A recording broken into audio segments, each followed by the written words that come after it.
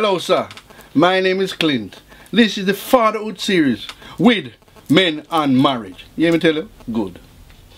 Sure. Got a story to tell. Got a story to tell.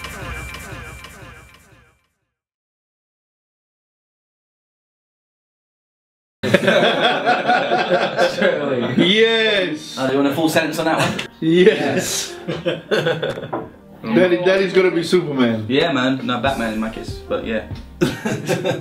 Okay, Dad. You explain why you think, because I've got a reason why I think as well. But you explain first why you think, from your perspective, it was important for you to be perceived as invincible by us. It's got to be. It's got to be provider. It's got to be the protector. It's got to be the shelter. Everything that is required of a child from a father, a father's got to provide. And if you provide everything in the quantity and the quality and the love that you're supposed to, you cannot be helped but being seen as Superman. You cannot. I think it's good that your children are baffled by you, and they wonder, how did you do that? And slightly scared.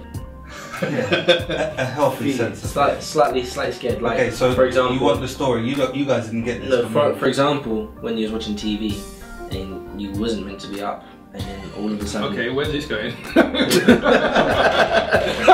did say TV. We didn't have internet back then, so.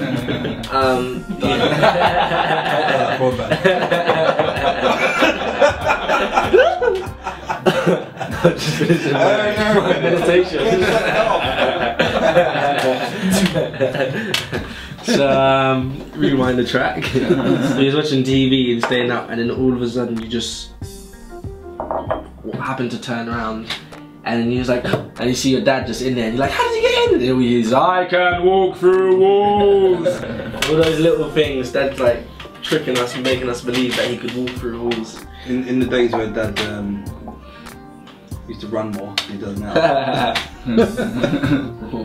Dad we used to go to the shops, and the shops was, I don't know, it was just, how many meters would you say the shop was from the house? A good 4. No, I'd say about 400 meters. 200 meters. 200 meters. Yeah. 200 meters. From the bottom of Liverpool Avenue to the top. Yeah, 200. 200, fair enough. 200 meters. Seemed a little bit longer than. Well, you was a kid there, so everything seems amplified. I was holding that memory. 200 meters between 2 and 4. And we would be in the shops just mucking around buying half-penny sweets. Y'all don't remember that. And then next minute, you know, we're taking too long, and then we look at the window and Dad's just standing there. How did you do that? Sometimes before we even got there. Dad's serving you at the counter. 50p.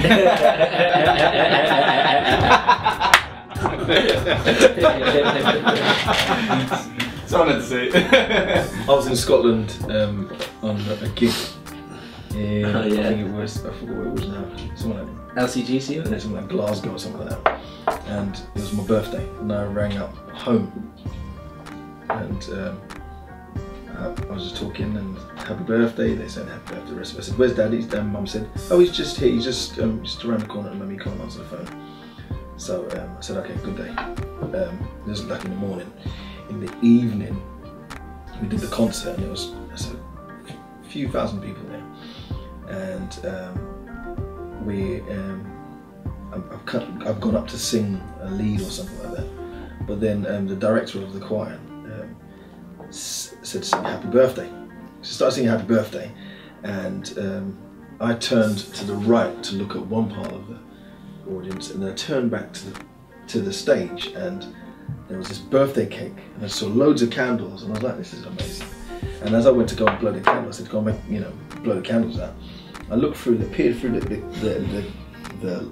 candles, the light, and Dad was there like this.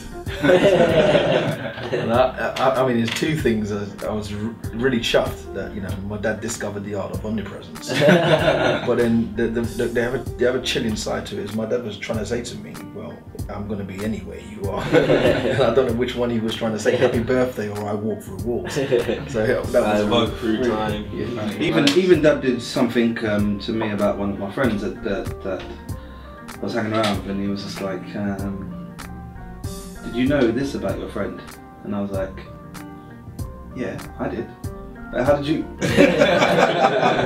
And then I told my friend to me, bro, it's Roger. My dad was like X, Y, and Z. And he's like, how does he know that? I think dads. You know the story, you remember? I think dads generally get a kick out of knowing things that to themselves. Yeah, I think it should be in dads because it makes you now work harder. It makes you try and outdo yourself and be the best that you can be too. And I think that's part of the fun of being dad is that when your son goes, oh, or your daughter goes, oh, Dad, how did you do that? You get a kick out of that. You get a kick out of your son being amazed. Yeah. And it makes you want to do it again and again. I think that's part of the game of being a father, the joy of being a father. Yeah. On the discipline side, I think it's very important for anyone in a leadership role to have no sign of weakness or show that to any of their camp. Reason being, because it keeps the discipline going when they're not there. So, bring it up tone a bit. I'm in my limit. So when for example, where you learn things inside the household and you got dad walking through walls in your room, and then you take it elsewhere, and then some of your friends or your peers want to do something that you know you're not supposed to be doing, and that keeps that fear in you just enough for you not to do it. So I would say, nah, it's cool. So my friends like, nah, you go ahead of it. Like, come on, man. Like, why? And the reasons why they do it, they're like, you're not getting caught by the police or anything. I'm like, it's not the police I'm worried about.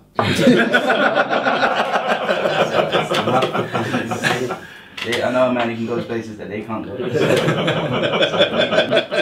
gonna skip this one out. I'll see you tomorrow. Yeah. So that's my experiences. It keeps that discipline in you when the father, Superman, leader is not there. It's gonna stay with you wherever you're going.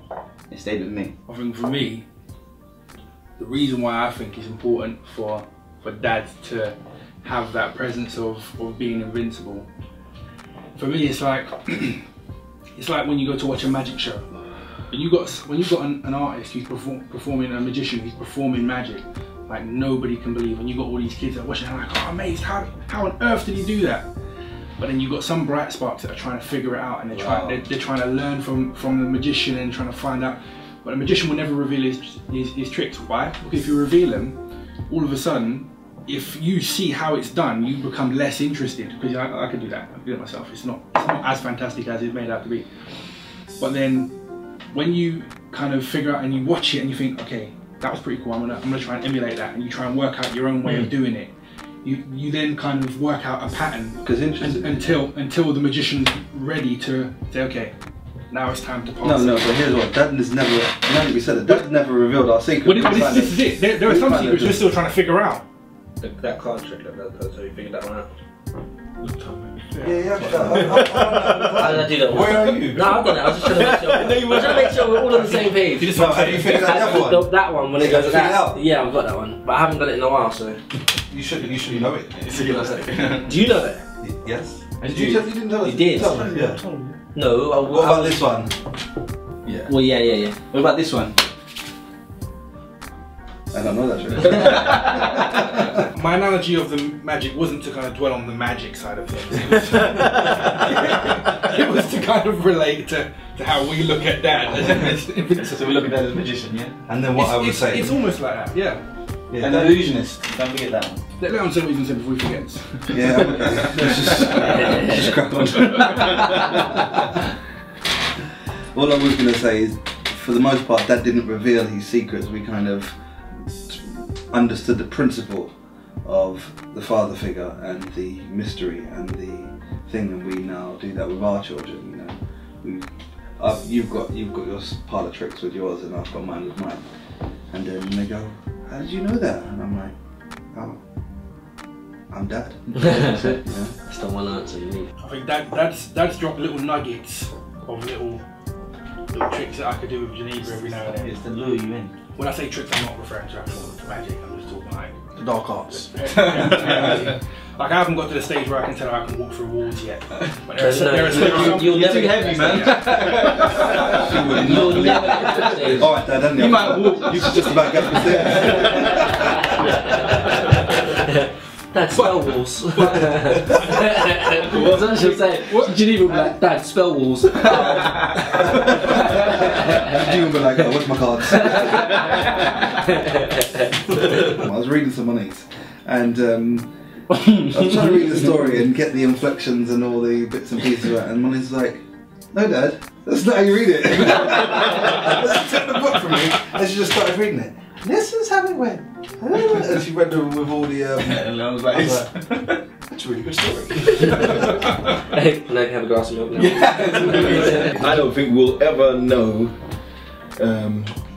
everything about our dad. There's going to be, I'm prepared to face that there are some stuff I will not know until he's passed on. And we'll be like, oh my gosh, that's how you did it, and that's how you did it, oh my god, you know. But I think between all of us, that's exactly what I was about to between all of us, we figure it out. No, between all of us, we all have a section of Dad. I don't think Dad's giving it. I don't think Dad's giving it to all of us like individually. No. I'll tell you who he's giving it out. So to in all of us, we have a dad. This is one thing you guys, might not have got this, but you did, and Celine perhaps did. When you work with Dad, that's when you figure out some stuff. Yeah, I've done that. When you sit in the office with Dad and you work with him and you just keep quiet and you listen to how him and Ian and how they talk. Dad kind of just forgets himself, not completely, but it's Dad's space, isn't it? Yeah. So Dad's kind of just like, and Dad says some stuff and he says some funny stuff. And you're like, see. So he's easier as well as a dad, isn't he? Cool. Like Pandora's box. Some of my best working time has been in the office with Dad. I didn't get that chance, I was fired twice. You're lucky you got the second one. And Ian and Dad will have you up. Don't matter how far you think you've come. It doesn't matter how far you think you've come. Rodney and Del Boy, isn't it, in the office? No, this is a different level. You're Rodney in the office. It's not only you, it's people who come to visit us. When Adrian comes to visit us, you know Adrian who does the rules. Oh yeah.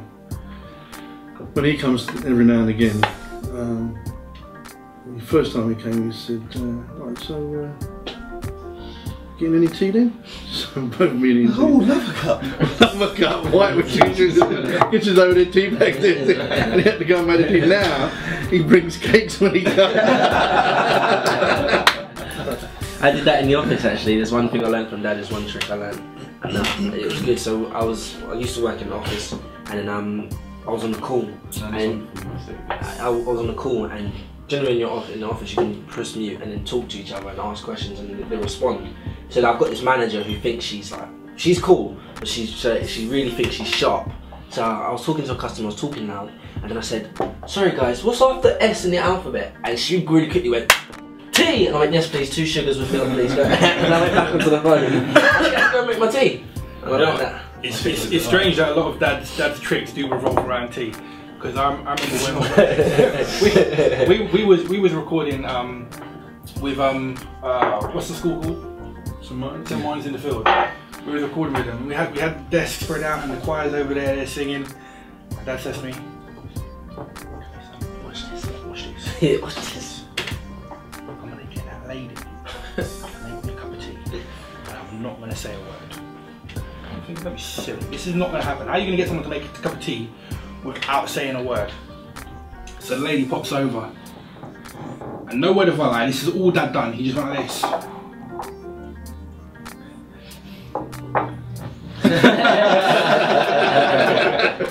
less than 15 seconds. Almost like, would you like a cup of tea?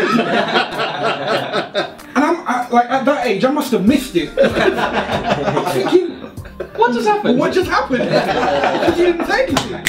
You told me what was going to happen, but you didn't say anything. How did that happen? But now I'm older. Obviously, I can understand. I can understand these little things. Like, but at that age, you think that's mind control. Mind-boggling. But like I say, little nuggets. That just the art of suggestion. Now it's the art of suggestion, but at that age, just magic. that was how you can't buy. Oh yeah. Are you hungry, by the way? You keep mentioning nuggets. Every minute. When I'm referring to nuggets, it's about being a good role model in the presence of others. And the reality is that every one of us are connected to this topic in some way, shape or form. Every one of us either have a father or are an uncle or have someone younger than them looking up to them, or they have a son or they're their sons themselves. All of us are connected to this. We're either connected to the point where